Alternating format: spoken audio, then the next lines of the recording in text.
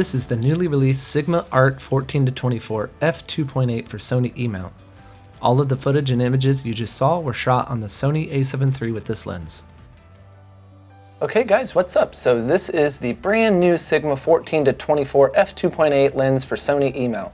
Before I get started, I just want to say that I am not affiliated in any way with Sigma, so I purchased this lens with my own money, so everything I say here is just my own opinion on the lens. So this lens has been available for Canon, I believe, for quite some time, but it just came out natively for the Sony E-mount without an adapter, and I went ahead and thought it looked interesting, so I picked it up. So first we'll start off with quality. Build quality of the lens I think is outstanding. I would give it a 9 out of 10 or a 10 out of 10 either way. Basically it's top notch. It's a little bit heavy. It's heavier than, let's say, the Sony Zeiss 16-35 f4, but it's not as heavy as the Sony 16-35 G Master f2.8, which is a great comparison. I don't have both lenses here, but I have owned the G Master in the past.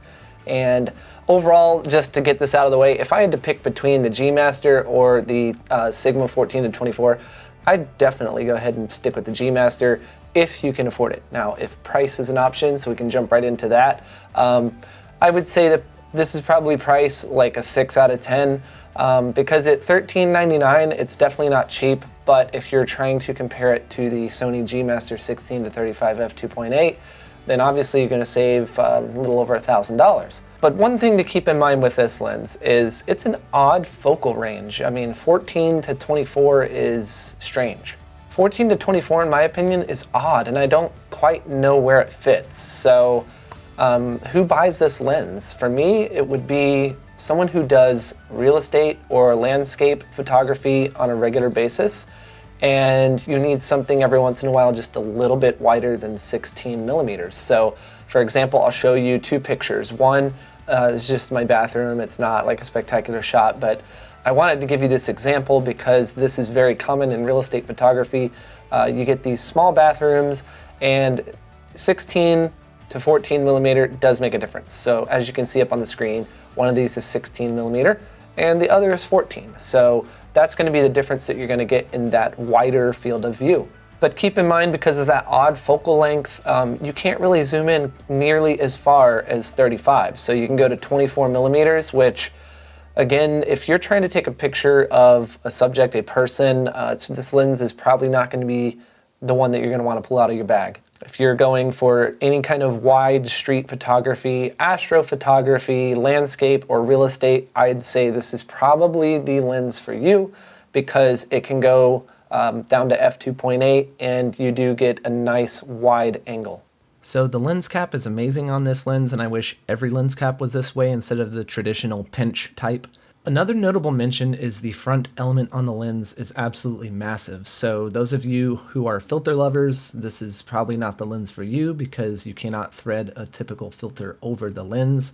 You have to have some obnoxious adapter, or on the back of the lens, you can actually buy these drop-in filters. So you can place a drop-in filter there instead.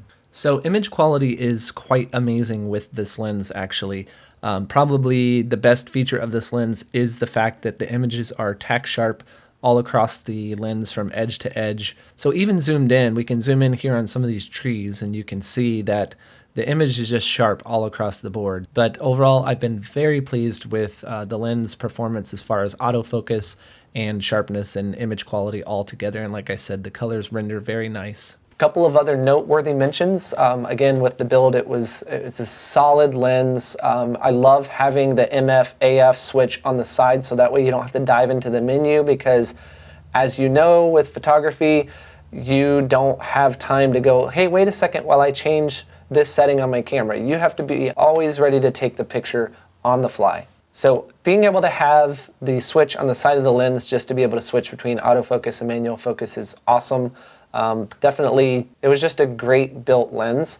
Very fun and easy to use, as a matter of fact. I feel like the colors that come off of this lens are nice and sharp.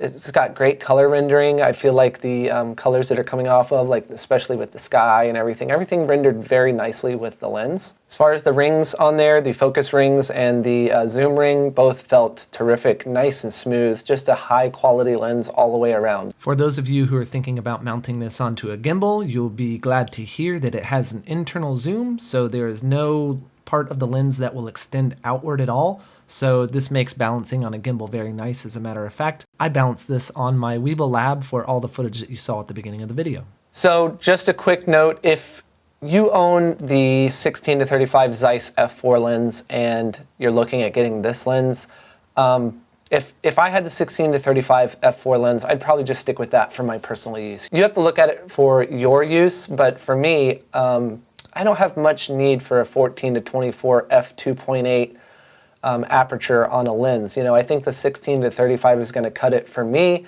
so I'm going to probably just send this lens back. But it is a terrific lens, definitely worth looking into if you're in the field for a wide lens, especially at a faster aperture of f2.8 as opposed to f4. But just keep in mind that you're not going to be able to punch in quite as far. If you have an A7 III, you can do the APS-C mode and crop in times 1.5 times. That does help, but I personally don't like to use that unless I absolutely have to, because then it cuts the megapixels of the image down in half. It is a terrific lens, and it's definitely fun to use.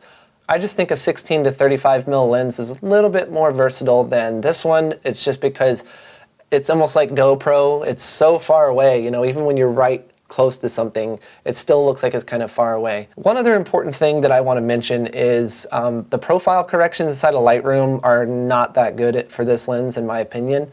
If you're taking a landscape shot outside, I'll go ahead and show you on the screen what it looks like. Basically, on the outer edges of the image, it brightens them up too much to where the whole image on the edges is brighter than the rest of the image. So it's almost like a reverse vignette kind of going on. And I found that it kind of killed a couple of the shots of my landscape shots. So I just found myself not using them. But whenever I was doing my real estate photos, I did not notice as much of an issue on the interior photos. So just keep that in mind. If you're taking a lot of exterior shots and you are trying to get absolute horizontals and verticals lined up properly inside a Lightroom by using the profile corrections, just keep in mind that it's going to lighten those edges up, and you can edit that and whatever to your taste. But personally, I like to just be able to click on that profile correction and either use it or don't. So I found myself not being able to use it for everything. But again, on the interior shots, those looked fine with the profile correction enabled. So just one more important feature, because I know that some of you are probably looking at this for real estate. Overall, again, I think this is a great lens. Again, if you have the Zeiss 16 to 35, I think that lens for me would be better overall, just as a more versatile lens. I can use it in a few other different variations as opposed to a 14 to 24. But that's just my opinion.